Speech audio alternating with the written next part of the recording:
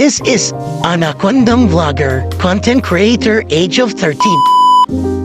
So mga be, kakagising ko lang pala na yun. So tara mga be, tulungan niyo ako para magligpit. So let's go. So tapos ko na palang maligpit itong pinahigaan ko. So tara mga be, baba tayo para paluin yung ilaw natin. Para dili tayo sa kuryente. Let's go! Ayan mga besag.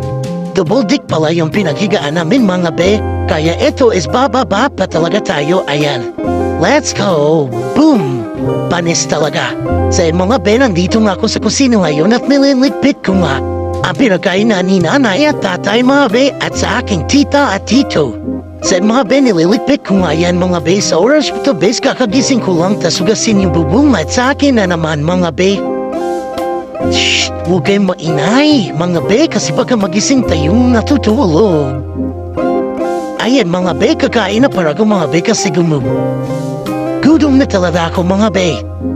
Sa mga oras na yung mga be, meron pala akong katabi mga be na kumakain rin.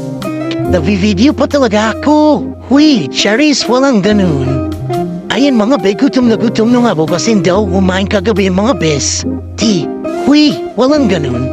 Ayan mga be, maingat ako sa pagkakain para dilit mahulog yung mga kinakain ko mga be. Kasi papanalitan na naman tayo mga be pag madumi ng pinagkain na natin. Ayan mga be, nabulunan pa nga niyan ako be pero di ko lang pinakita yung pag-inom po ng tubig. Pagkatapos ko nga kumain mga bes, kagad na nga ako naghugas at tinarrange ko na. Sa mga oras nyo ngayon mga bes, umuulan pa nga. Sa pagkatapos kong maligaw mga bes, Chico, is kagad na nga ako nag-supply para naman mas magwapo pa tayo talaga. Huy, Charis, walang ganun. So yan pala yung ginagamit natin sa screen mga be. Effective yan sa buka ko be. Every 4 hours ka nalagay at pwede mo yan nilagay kahit saan part sa body mo mga be. Para di kayo ang tawag ng dikik mo ko ng imit mga be. Pasensyani na rin boses ko mga be kasi inuubo pa talaga akong mga bestie. So ayan mga be, nilalagay ko na nga Gising. sunscreen mga be at nahirapan pa nga ako maglagay mga bestie.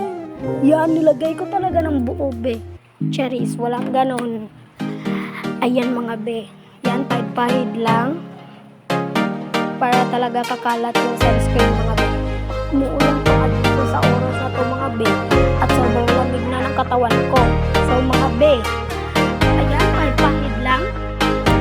Sure, pahid lang talaga para talaga kumalat yung sunscreen na mukha. So mga be, sobrang lamig na talaga ng katawan ko kasi kakaligo ko lang yung diba.